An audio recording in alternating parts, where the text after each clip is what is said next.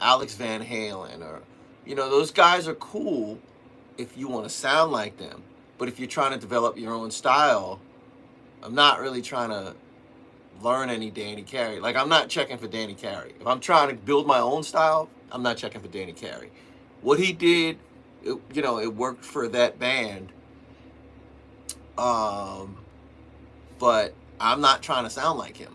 You know what I mean? I'm trying to sound like me. So I don't really listen to, I don't learn Danny Carey songs.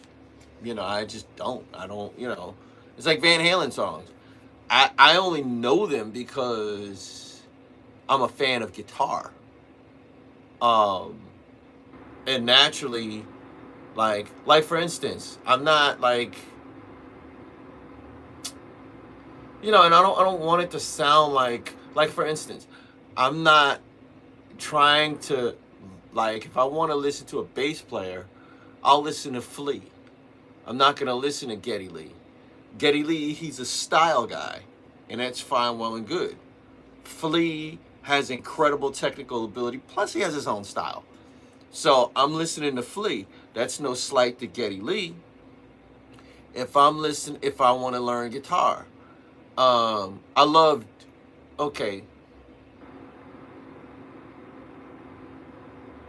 Jimmy Page, or even like Alex Lifeson. Now, Alex Lifeson has a completely unique style, and even his tone, he's got his own tone. Like, you hear Alex play, you're like, oh, that's Alex Lifeson. He's got his own style. He even has his own tone. If you listen to Edge from U2, he's got his own style. He even has his own tone.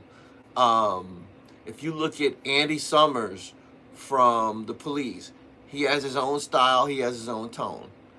But I'm listening to guys like Randy Rhoads and George Lynch and especially Alex Van Halen and what's his name, Steve Vai, and like, you know what I mean? I'm listening to guys like that.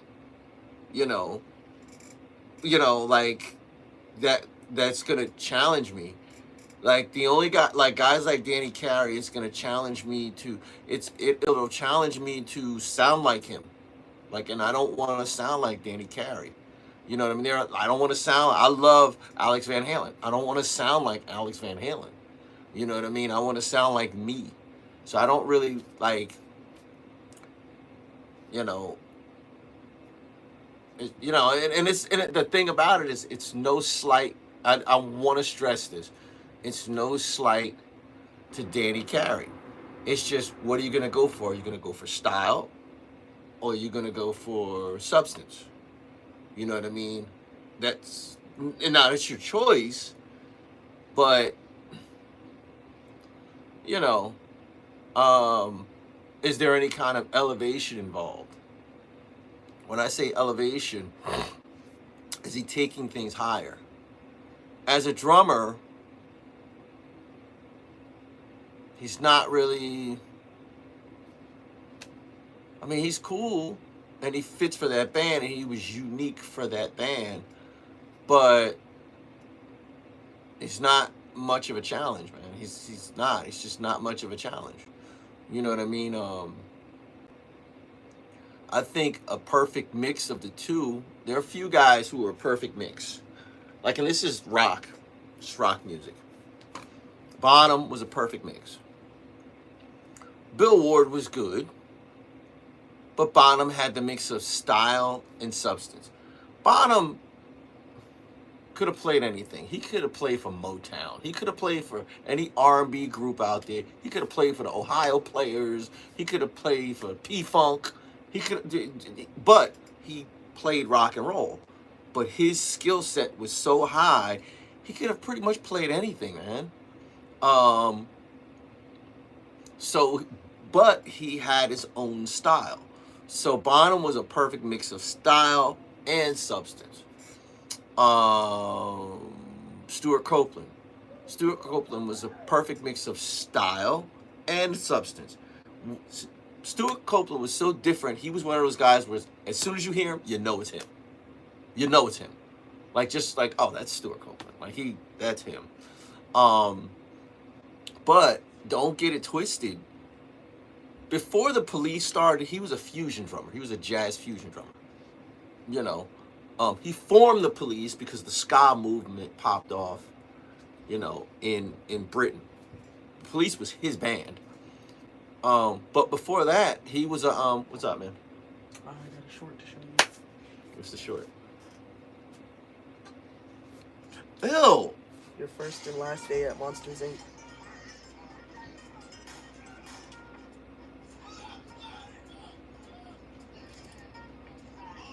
This is more roommate stuff. Oh no, they're all brothers. Oh, okay.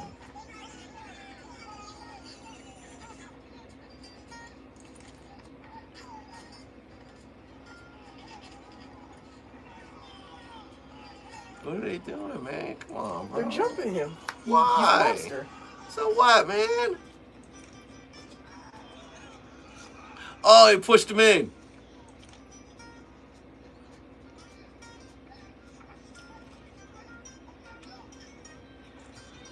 And it didn't go anywhere. Oh, they played him.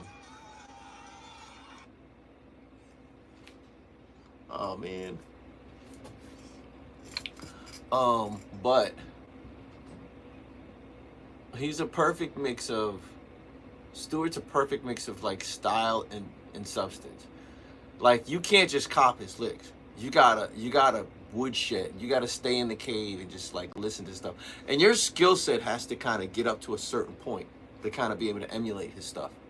Like you gotta have some chops, man. You have to have developed some chops in order to like even start to think about imitating his stuff. But he's one of those guys where as soon as you hear him, you know it's him. Now, like Danny Carey, you hear him, you know it's him. But is it a challenge? Not really. You know what I mean? I want to be a mix of the two. Number one. Number two, I don't want to sound like him. You know? Like I hear a lot of people, man, do you know Tool? Can you play such and such from Tool? And I could learn it easily, but I just don't, man. I don't wanna, because I'm at a point in my playing where I just want to sound like me. You know, I'm tired of playing everybody else's stuff, and I want to sound like me. You know what I mean? But people, I mean, I hate it, but people don't want to hear that. They're like, oh well, you know, and that, it just kind of is what it is. You know. You know, they want you to sound like somebody else until you sound so much like you that people are like, yo, you're good, and then they want to hire you because you sound like you. You know, that's because ultimately when you start learning, this is what you do. You go through periods in your life when you start playing that you're playing this person's stuff and you're playing that person's stuff and you're playing this person's stuff and that person's stuff. You want to sound like this person, you want to sound like that person, you want to sound like this person, that person, this person, that person. Then you start to get you sound just like, and at certain points in your playing, you're like, yeah, you feel like, yeah, I've accomplished it. But after a while, what you do is you start looking at other drummers who sound like bad imitations of the guys that you listen to, and you're like, ugh. So then you start putting them, if you're smart, start putting a mirror in yourself, and you start being like, you know, and then you start recording yourself, and you're like, I sound like a bad imitation of fill in the blank. So then what happens is you start trying to come up with your own style. And in coming up with your own style, there's going to be a period of time where of course, you're going to still sound like all the people whose licks you were copying. And it gets frustrating. So you keep trying to develop your own sound until people are like, okay, I hear a little bit of this and a little bit of that, but you sound like you. Like, or people say, hey man, you know, they'll play you a song and they're like, I want you to play this, but don't sound like this drummer. Sound like you. That's where you want to get to. And it takes a lot of disappointing people because people want you to sound like, even when I come on here, hey man, can you play such and such? I'm like, no. And I know they're kind of like, huh? And I'm like, I can play it. Am I gonna play it? No, I'm not gonna play it. No, because I'm doing me. I'm trying to sound like me. So, you know. And the thing about it is, people don't like it because they want to hear what they want to hear, which is kind of selfish, but they want to hear what they want to hear until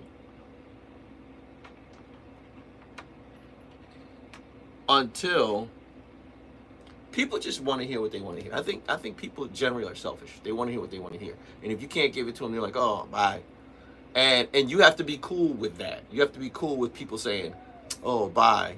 You got to be cool with being unpopular, or people not liking your playing because you're on something else, or you never want to play what everybody else wants to hear, until everything starts working together and they're like, oh, now I get it. And it's like, yeah, I want to sound unique. I don't want to sound like your favorite drummer. I don't want to sound like fill in the blank. You know, I think that's the most frustrating thing. That, and also you got to be willing to sound horrible. You got to, like, there are guys, when you like, certain places, you know, like, I have my own place, so I set my own place up.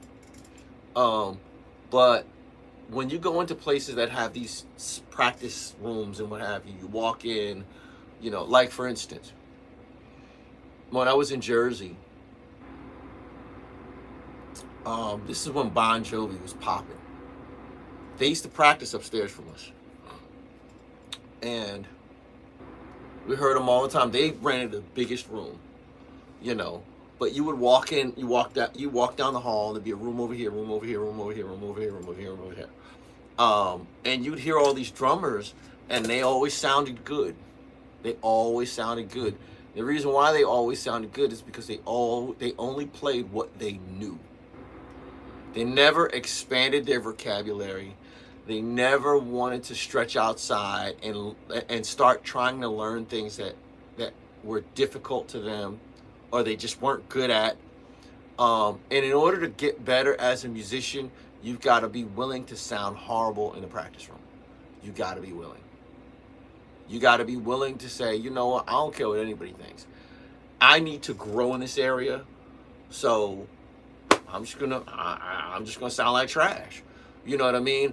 And it's weird because I've seen guys, I would be in the practice room sounding like trash, sounding like somebody took a drum set and just threw it down a flight of stairs. But then they would either hear the full band and they'd be like, man, this dude's sick. He's sick on drums.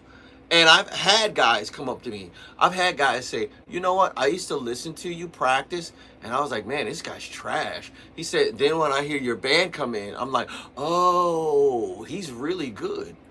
And he finally asked me, he was like, why do you always, like, what are you doing in there? I said, I'm practicing on stuff I just don't know. If you're working on stuff you don't know, of course you're gonna sound like trash. Then I was like, huh. And then I saw guys who always sounded good in the practice room, but I would jam with them.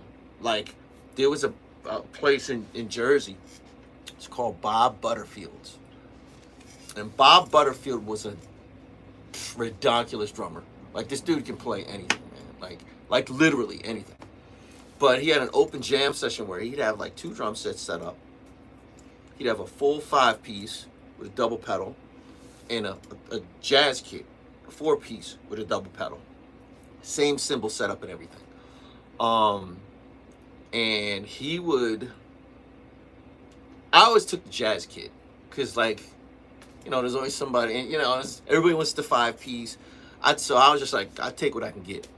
So finally he pulled me to the side, and he was like, you know what, man, I like how you play. He's like, because you pick your spots. Like, you play, I can hear everything you do.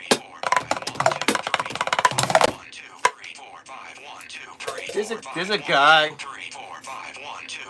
He's called the 80-20 drummer. He has a video called The Cave. And it talks about why you're in the cave as a drummer. And he's got the Whiplash guy on the cover, like, that's the thumbnail. And there are different reasons why you're in the cave. The cave meaning the shed, the practice spot, whatever. You could be in the cave because you want to prove everybody wrong. Or you can be in the cave for the revenge, kind of sort of, to prove everybody wrong, for the revenge. Or you could be in the cave for the love. And the people that are in the cave for the love tend to be the innovative people who just come up with a completely different way of playing the drums. And it has nothing to do with trying to prove people wrong. It has everything to do with blocking everything out, not trying to sound like everybody else, focusing on one thing and expanding that as far as you can possibly go. I tend to be in it for the love. And when you're in it for the love, you got to kind of leave everything behind and focus on how you play, what you do, and try to stretch that out and kind of expound and expand that little narrow side until it becomes its own fully formed style. That's where I am. Like, I don't care if I'm famous, if I'm not famous, I don't care. I just want to get better. I'm just challenging myself to get better, to sound different, to sound completely different. The best compliment I ever got was, man, you sound just like your personality. Like, he's a saxophone player, jazz saxophone player. He was like, man, you play how you are. Like, you're a certain, like, you have a certain personality and you play like that. That was the best compliment. And I've had a lot of compliments. I've had, oh, you got great chops. You got great this. You got a cool pocket and blah, blah, blah, blah, blah. And I like your feel. And you know what I mean? And like, I've had guys, engineers say like, yo, man, you have the energy of a rock player, but you play jazz. You know, and this guy, he's a well-known engineer in Atlanta. He's done a lot of albums for a lot of people, you know, REM, Seven Dust, you know, like tons of people. A lot of country bands, a lot of rock band, a lot of hip hop stuff, lot of hip hop stuff. Like, but you know, I was there because I was auditioning for this band, and he was just sitting in, you know, to kind of listen to the auditions, and I came in and they were like, he's the guy. That guy right there. You don't need anybody else. He's the guy. And then he pulled me to the side. He was like, "Man, I love the other guy, the guitarist who was the older brother, and the older brother he was in some band. They were pretty famous, and you know, they kind of did their thing. Got a Grammy, all that stuff. Can't remember the name of the band, but his name is Foz. Foz Rock. And Foz was like, bro, I love your feel, man. You know. And then the other guy, the engineer guy, who's very well known, he was like, he was like, man, you have the intensity and the bombast and the franticness of a rock player, but you got jazz chops.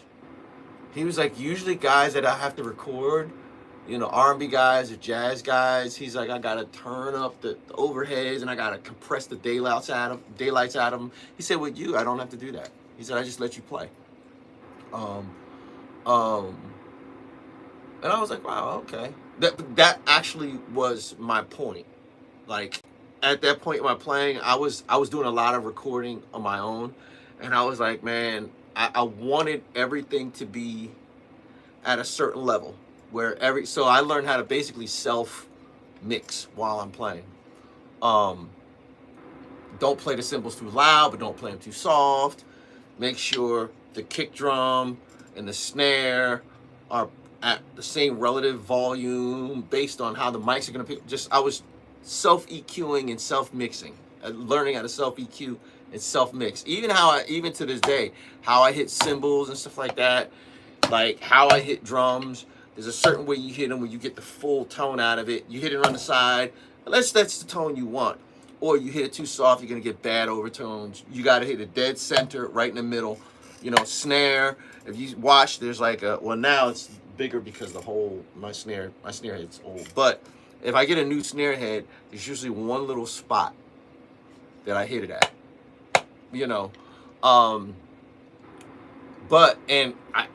I was like, okay, cool. When he said that, I said, okay, cool. Like I'm progressing in the goal I set. But the best compliment I ever heard was, you sound like your personality. You play exactly like your personality. You know what I mean? And that's the whole goal, of playing. Like my personality is unique. I speak my tonality, my inflections, like the way I speak is completely unique. My personality is unique.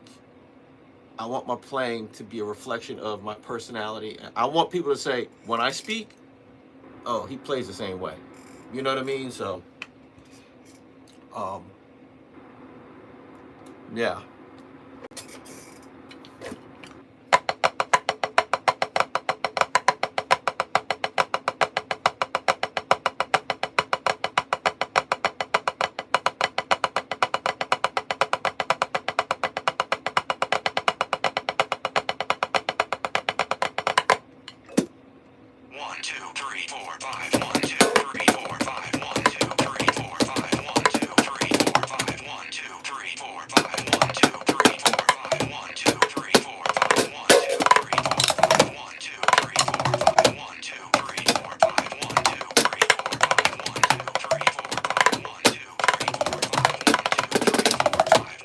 For instance, I like stuff to sound clean and precise.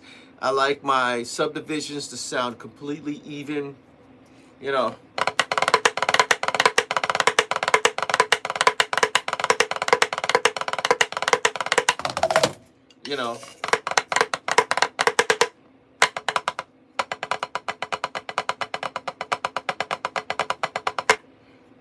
I like my subdivisions to be even, to the point where I've had people say, were you in marching band? I'm like, no, I was never in marching band. I prefer the listener to be like, oh yeah, I can hear everything he's doing. Not like, I've seen drummers who they're like, I know a guy. He was a good drummer, had a great pocket. You know, he could stay in the pocket. But whenever he played a roll, this is no lie, the sound guy would turn down his drums. And once he was finished with the roll, he put the drums back up.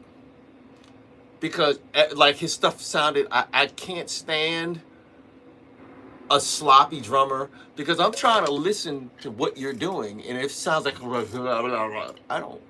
Nobody wants to hear that. Nobody. That's not cool. I don't care. And I see guys flipping sticks and all that, but they sound like trash. I don't know. No. You have failed. You have officially failed. If you sound like trash, you got a great pocket, but you sound like trash. Nah. You know, don't play. As a matter of fact, don't play rolls. Just play pocket. I can respect that. I've seen guys that only play pocket. They don't play any rolls. They just play pocket. I can respect that. But if you're going to jump out there and play rolls, you know, sound like, you know, like the one thing I hate is when you're recording in a DAW, and especially in Pro Tools, you got to use beat detection because this guy's all over the place. So he's speeding up over here, he's slowing down over there. He plays his rolls, and when he plays his rolls, he rushes, so he's playing them too fast. And no, man, that's not the way. That's not the move. That's not the wave, man. You know what I mean? I like to, like, if you've ever seen a video of mine, I've never used beat detection. I've never used anything. I don't fix the beats. I don't speed them up or slow them down because I missed. No. If you hear the mistake, as a matter of fact, I leave the mistakes in there. I leave them in there. Like I don't do any fancy editing and all of that stuff. I don't, because I'm like, if I work with a metronome, you won't have to do that. I won't have to worry about that. You know what I mean? Like I don't like to, like, don't edit my stuff and make my stuff sound perfect. Don't do that. Like nah, man, I don't like that. I leave the, like, if I rushed a little, that's okay. If I slow down a little, that's okay. That's something I need to work on. But I don't need you to do it. I don't need you to go into a machine and kind of fix my mistakes. Nah, man. Nope. Nah, man. I don't respect that. I don't respect drummers that do that. And there's a lot of drummers that do that. There's a lot. You'd be surprised. There's a lot of drummers that do that. A lot of them dudes, you think, oh, he's good. No. You know what I mean? So, oh.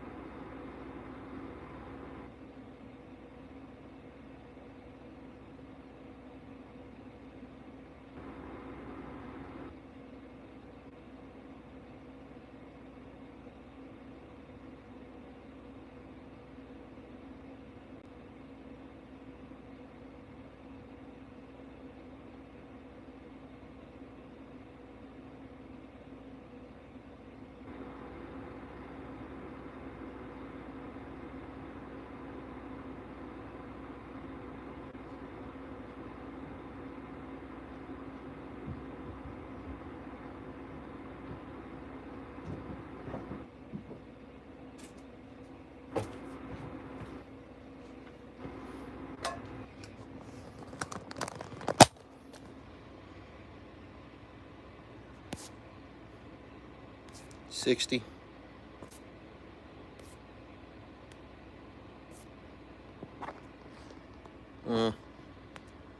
Let that charge a little more. I'm gonna start playing the kit.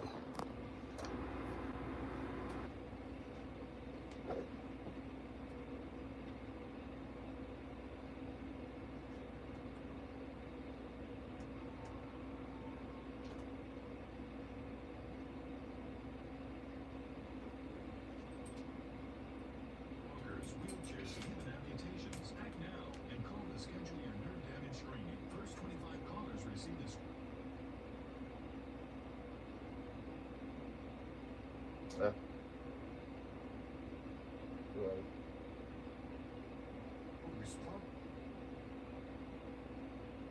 Here we go.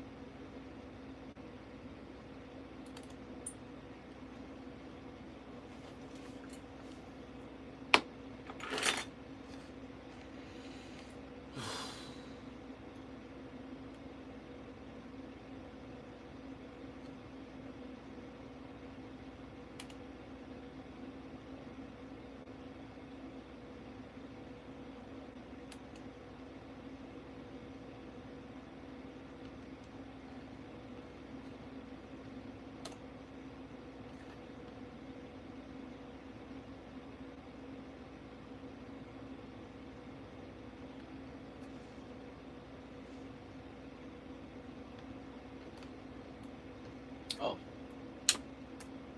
forgot.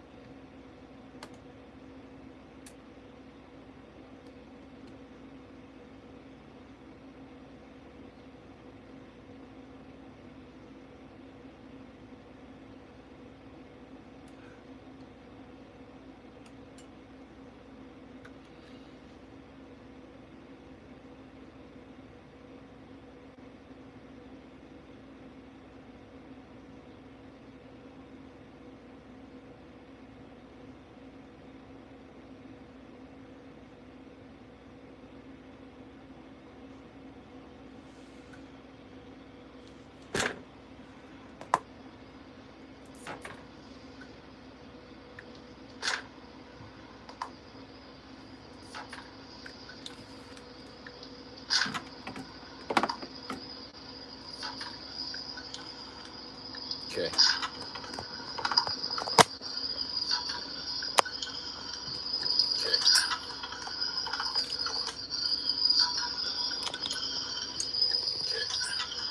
A lot of feedback.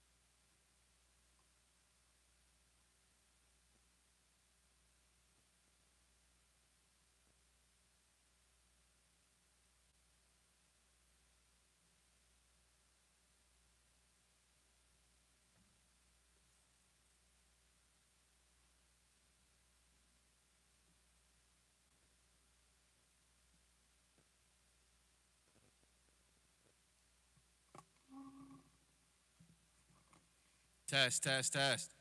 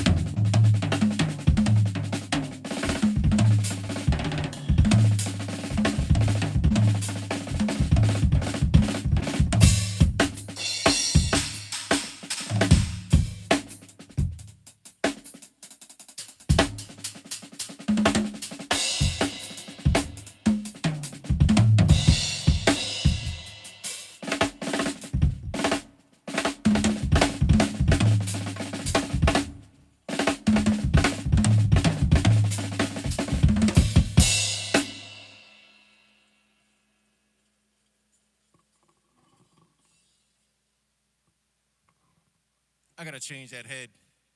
Sounds too much like a timbali.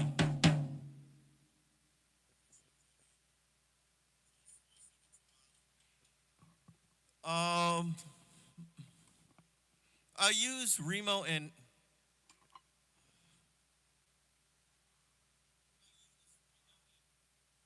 I use Evans and Remos. This is a Remo pinstripe. This is a Remo pinstripe. This is an Evans 16-inch bass drum head. It's got like the ring on it and everything. Now this is an Evans. It's like a black satin or whatever. It's a black one. But I usually have an Evans like right here. I've got an Evans white G2 coated.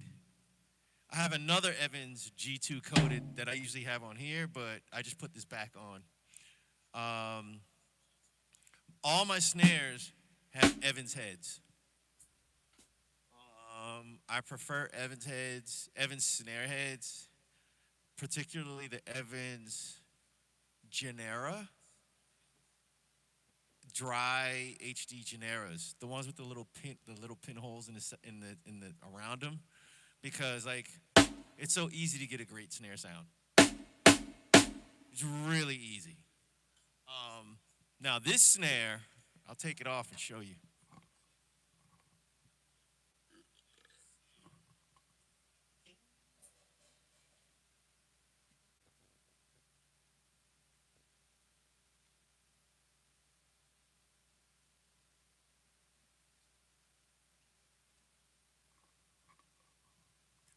Under here is an Evans G2 coated, but this is a Louis Vuitton. This was a bag, a Louis Vuitton bag. When you buy Louis Vuitton shoes or slides or anything, a guy I knew, a friend of mine, he bought a pair of Louis Vuitton slides, and it came in the bag, and that came in the box. But I liked how it felt. It's a felt bag. So I mean, I don't know if you can see that little LV, Louis Vuitton little stamp on it, but I said, man, I asked him. I said, bro, can I? He was about to throw it away. He told me. I was like, yo, can I have that? He was like, why? I was like, I just got some ideas for it. I could use it. He was like, oh, I have a Bruno Mali bag I could use too. Ooh, Bruno Mali shoes, they were really expensive. They have the same kind of bag except it's tan and it's Bruno Mali. But I had an idea to because I see people taping like fabric or I see people taping like a wallet or whatever on the snare to give it a dead sound. So I just said, you know what? I could just use it. I'll put the snare head on it, and I cut the bag in half so it like you open it up. Like there's a fold right there. There's a fold right there. I don't know if you can see it. Like right here, where the bag was like folded. Um, but I put the head on, and then I stretched this as I cross-tuned it. I'd basically finger tighten finger tighten them, then cross tune, pull the fabric, make sure it's tight, not too tight because you'll pull it out the other ends. Then tune it there, pull it tight on end, tune it there, and just go all the way around. And I took the excess, just cut it off with a little penknife. But it sounds great, man. Now I'm messed up because I have a Bruno Mali bag that's the same fabric. Hold on, I gotta look for that.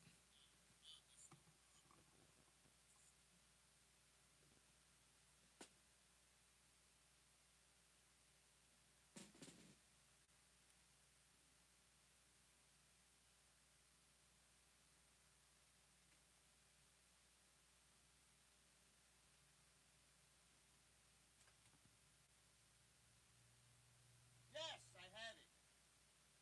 I still have it. Yep, still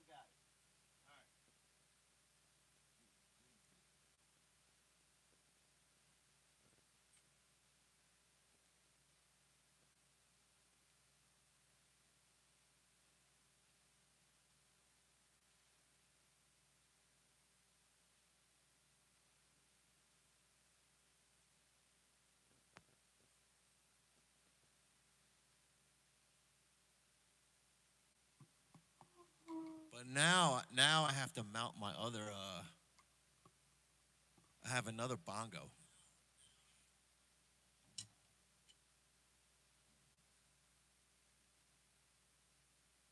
I got another mount over there somewhere. But I'm gonna mount the bongos over there. Now, my cymbal, my cymbals. Um,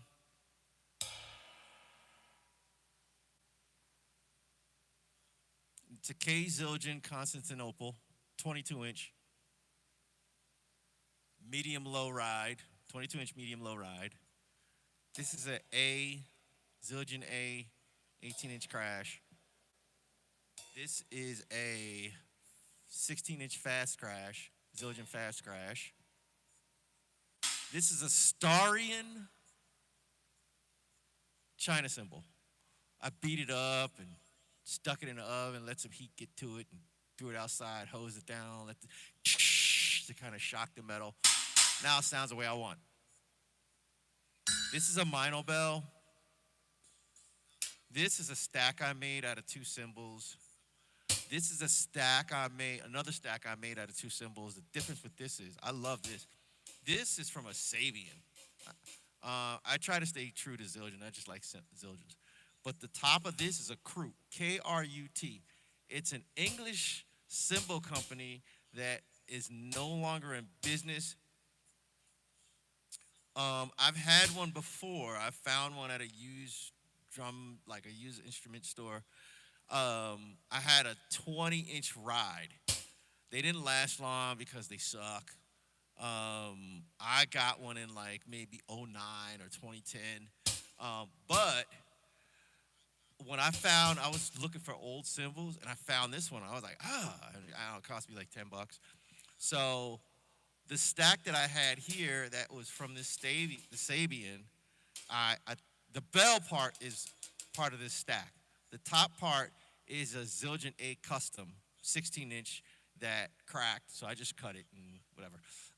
And then the bottom is an 18-inch Sabian that cracked, and I was like, whatever. So I just cut them on a machine, and then I sanded them down so the edges aren't sharp. Used the bells as stacks. The outside part, I drilled holes in this Krut cymbal, and I use it as a stack, and it has its own kind of unique sound. My hi-hats I have two pairs of Zildjian 13-inch hi-hats. I have Zildjian A 13-inch hi-hats, and I've got Zildjian K Custom Dark hi-hats. Now, the Zildjian A hi-hat bottom is on the top. The Zildjian K Custom Dark hi-hat top is on the bottom. I do that because you get more articulation with bottom cymbals than you do with top cymbals. The bottom cymbals are harder. They're heavier. They're thicker, slightly thicker. So I like putting the bottom on the top and the top on the bottom. And the dark cymbal, the K Custom Dark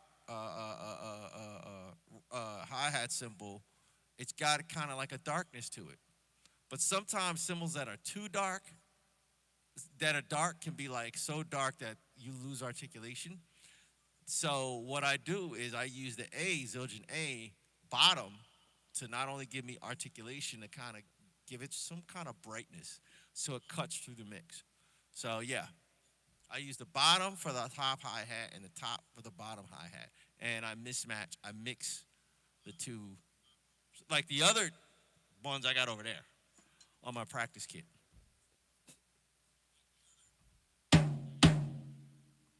Yeah, this sounds too much like a timbale. I usually have a bongo there.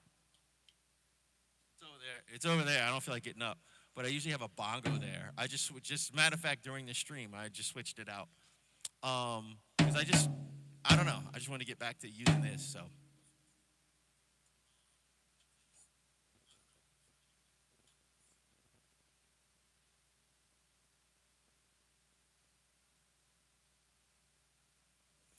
What is recommended for heads? It depends. If you want a more round sound, I'll say Remos. If you want a darker, almost jazz sound, I say Evans. But I like all Evans snare heads. All Evans HD Genera Dry. You need very little muffling. Like people are like, man, how come your snare sounds so good? It's a cheap, it's an old Pearl export snare. If you find one, you probably get it for like $20. You know, they don't make them anymore. I think they're making the Pearl exports again. I don't know if they're gonna make this steel snare. But this is a Pearl export steel snare, HD Genera Evans HD Genera Dry. 2 pieces of moon gel. It's got the stock Rezo head. You know, but yeah, the thing about the HD Genera dries is they're dry. There's no, they're nice and dry. You don't have to get any, there's very little muffling you have to do with it. So, you know.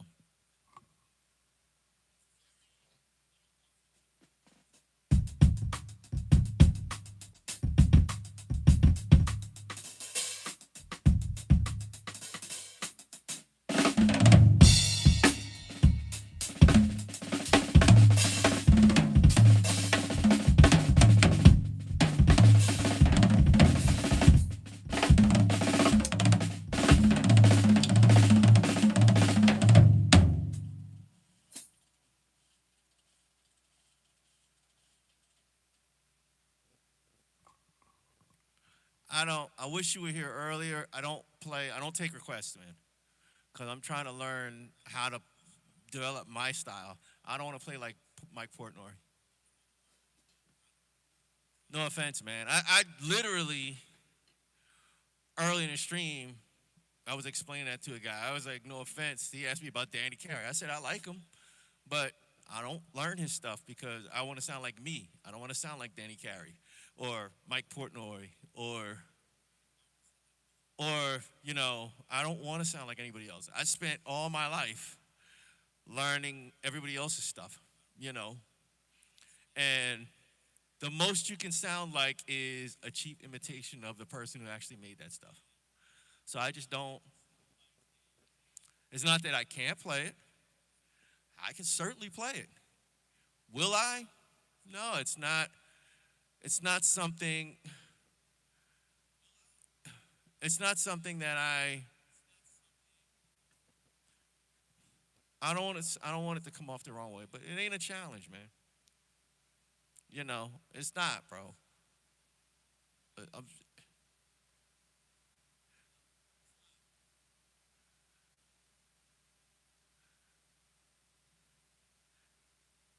um,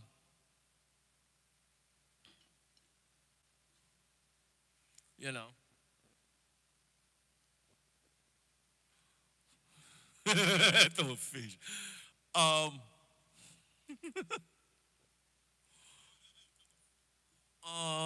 what genre? I generally play everything. But I'm in more of an out there left field jazz kind of fusion rock mix. Um, Kind of like Thundercat meets Square Pusher meets whoever. Like I just um, but I spent years playing punk and metal. I just you know, you kind of outgrow stuff, bro. That's just a fact. You outgrow stuff. That's not to say I don't appreciate it. I still listen to rock. I just don't learn it.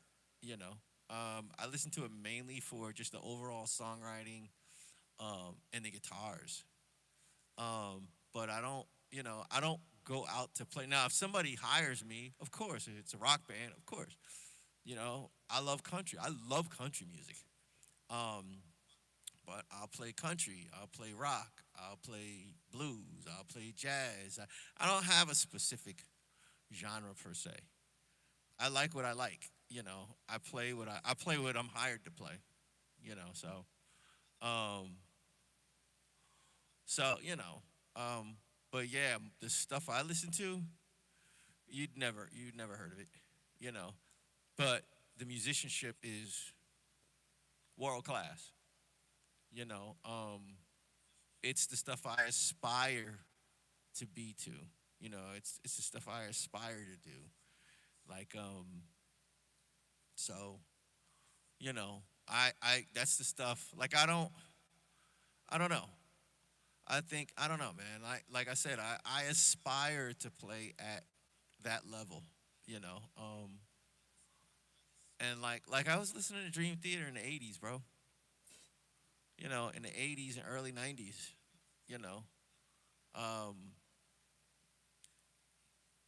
and even in the '80s, man, I was well, I'll say the early '90s, like '91, '91. No, in the eight, uh, in the '80s, yeah, in the '80s, because I think their first album came out in like the '80s, in like '89. You know, I was listening to Dream, so you know, I was listening to Metallica in the '80s. I was listening, you know what I mean? Um, so I just and by the time the '80s that came around, I had been playing forever. Like I'll be 60 in like 3 months, so I was playing that stuff, and by the time like my friends, I had moved on to like jazz and like insane, like ridiculous stuff. So, and that's not like I don't want to. It's hard for me to talk about this because people think, oh, you think you're all that. No, I don't think I'm all that. It's just I like to keep moving. I don't like to stay playing the same thing over and over and over. I like to keep moving. I just kind of learn things and I move on. And I'd moved on from that in like the '80s. In like '90. Like I just moved on to other things because I just wanted to get better. I didn't. It wasn't about. I don't like listening to the same thing over and over and over. I don't like listening to the same genre over and over and over. I don't like eating the same foods over and over and over. I get bored very easy. Like I just get bored. I'm like, all right, what's next? So it's hard to go back and just kind of listen to a lot of the stuff I used to listen to because it's for me it's kind of like, oh yeah, it's kind of I don't know. Like I'll say this, my wife, she likes listening to the old stuff. I just can't. We're completely opposite in that regard. Like I like new stuff. I'm like, all right, when we're in the car, she's listening to old stuff. I'm like, okay. She plays all this old stuff for the kids and look, kids, listen to this. I'm like, man, I'm listening to what my kids are listening to. Like you know what I mean? So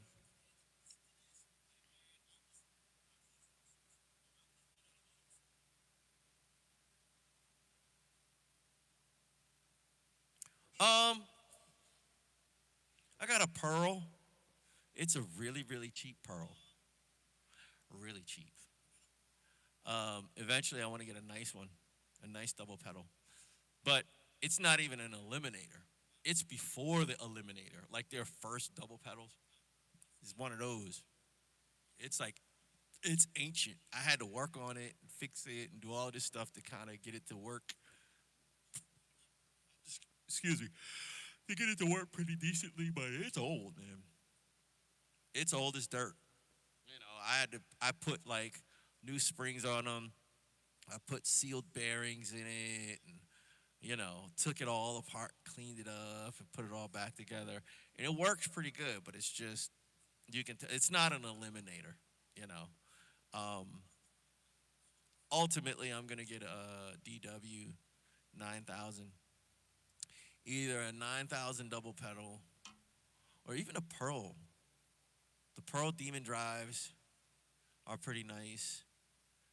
The Axis pedals are incredible. Um, and there's another kind too. You know what makes a nice pedal?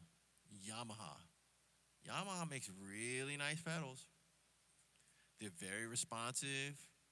They're very quick. Yamaha Mapex pedals are incredible. Um, like it's kind of hard now because there are pedals out now that are just like, the bass drum pedal and the double pedal game has gone through the roof, man. You know, it's you know, it's completely different. So, you know, so you can't really go wrong with a pedal. You can't. There's certain pedals. I'll say this Gibraltar. I don't know. I don't know what they're thinking about. They make great hardware. Their pedals are like, you know, stepping in mud. Like it's like trying to play. Like their pedals are just. I'm like, how can you make such great hardware, but your pedals are trash? All the other hardware you make is great. Your pedals are just like, I don't know, man. Man, they're horrible. They're like even their hi hat pedals. Their hi hat pedals are pretty decent, but there's really not much. You're not really asking for much with a hi hat pedal, granted. But their hi hat pedals are pretty like they just Gibraltar makes great gear. Just don't get their pedals. You'll want to just take it out back and bury it or something. You know.